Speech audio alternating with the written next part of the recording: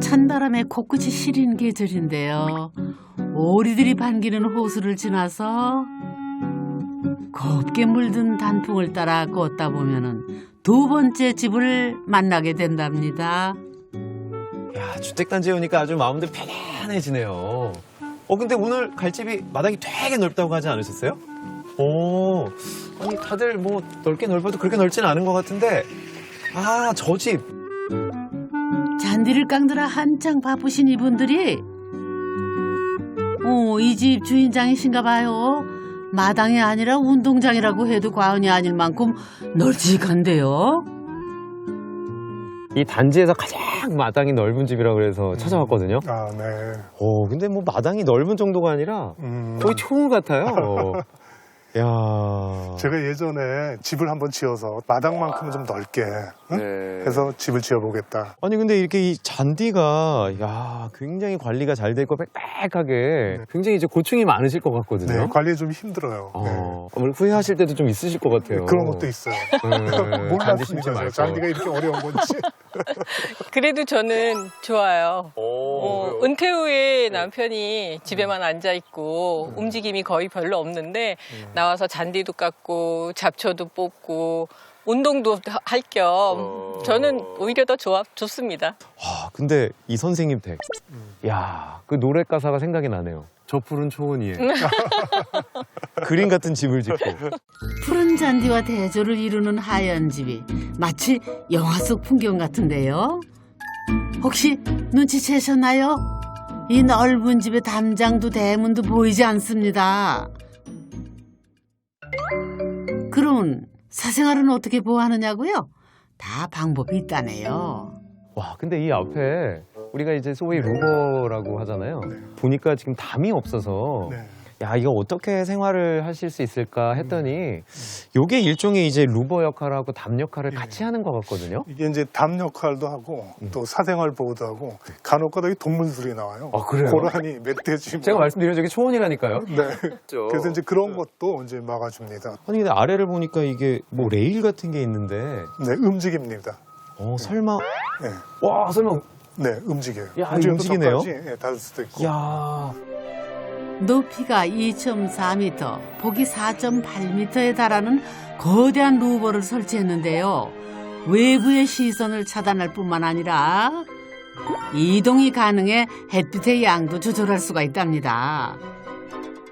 또 하나 재밌는 게 뭐냐면은 건물은 이렇게 고정된 거잖아요. 그렇죠. 바꿀 게 없는데 얘는 안에 생활을 조금 감추거나 그렇죠. 아니면 빛이 많이 들어오거나 이렇게 움직일 때마다 건물에 우리 인면이 바뀌는. 그렇죠. 변화를 줄 수가 있습니다. 네, 뭐 움직이는 건축이네요. 제가 좀 과장하면.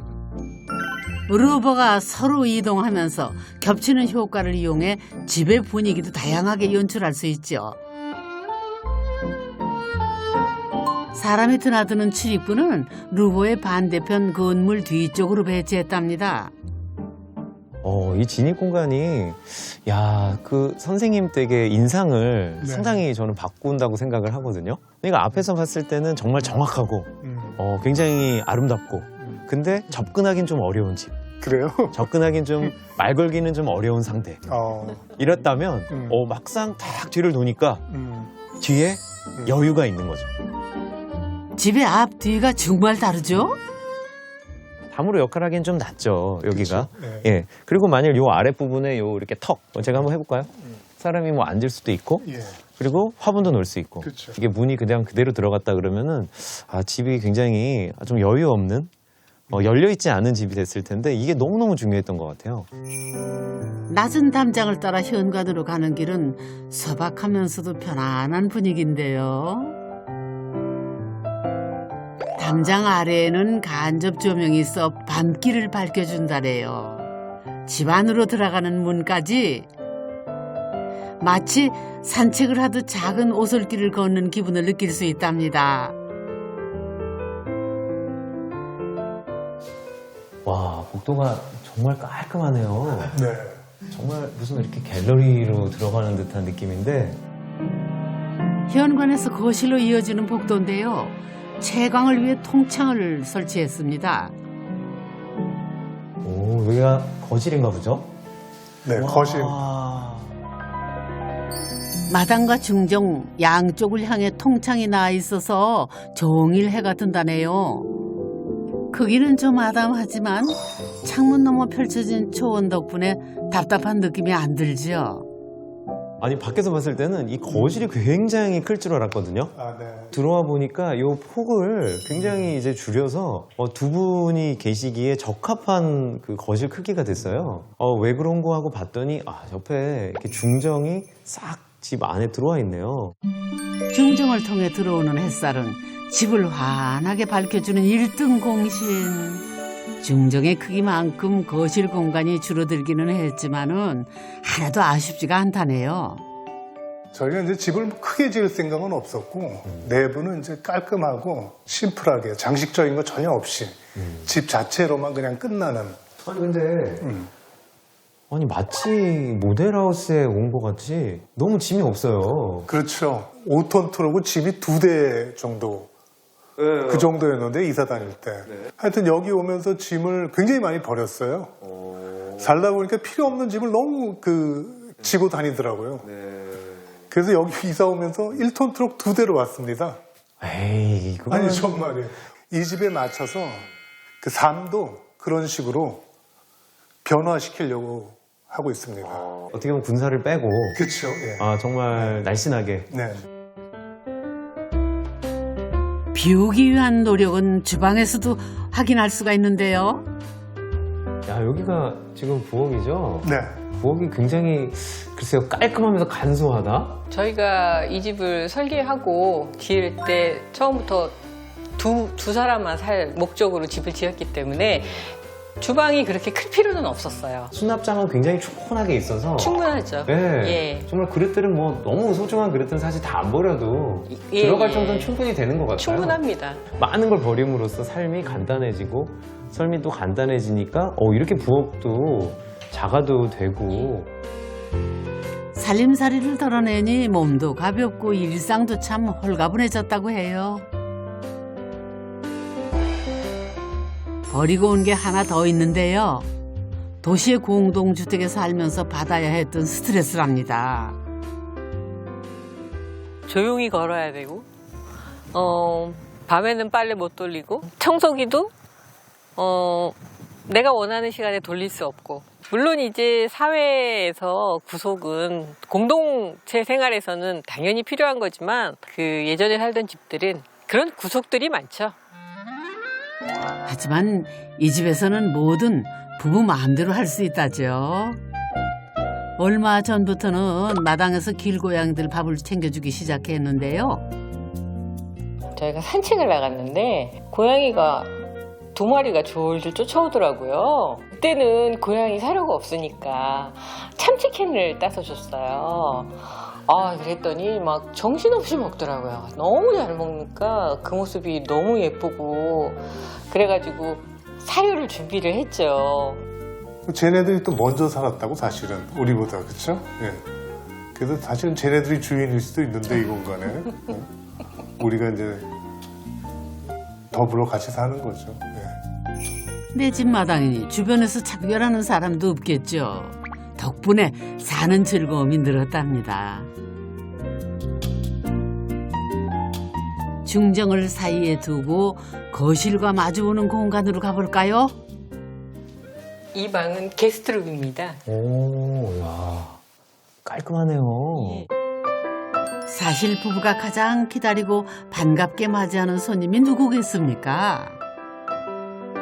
출가한 저희 딸하고 지금은 직장 때문에 밖에 나가 있는 아들이 오면은 주로 사용하는 공간이에요. 그럼 이 방이 북쪽에 있는 방인 거죠? 북향. 창이 이제 북쪽이죠.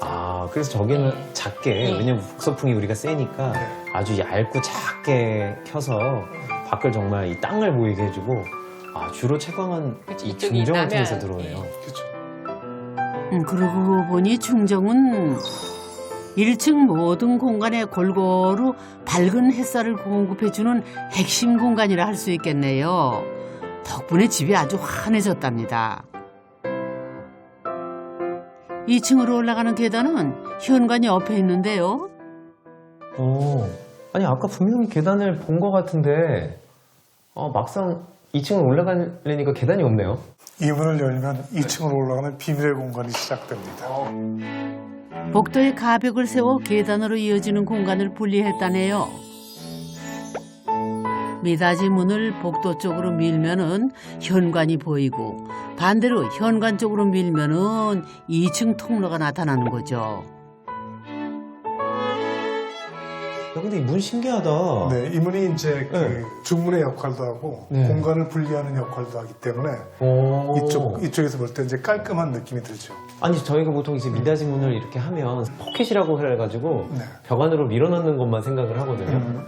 야 근데 선생님 댁은 이거를 문이 아니라 어떻게 보면 벽을 이동하는 걸로 그렇죠. 이렇게 하신 벽의 거예요. 역할도 하고 공간을 분리하는 역할도 하고 난방을 이제 분리하는 효과도 있고 그래서 낮에는 이쪽에만 난방을 하고 저녁 네. 때는 2층에만 난방을 하고. 그러니까 아파트에 네. 이제 사시다가 단독주택으로 오면 제일 걱정하는 게 사실 내무방이거든요. 그렇죠. 예. 네, 집이 아무래도 좀 수직적으로 1, 2층 집을 짓다 보면 열기를 많이 뺏기니까 이게 특히나 계단에서 많이 뺏겨요.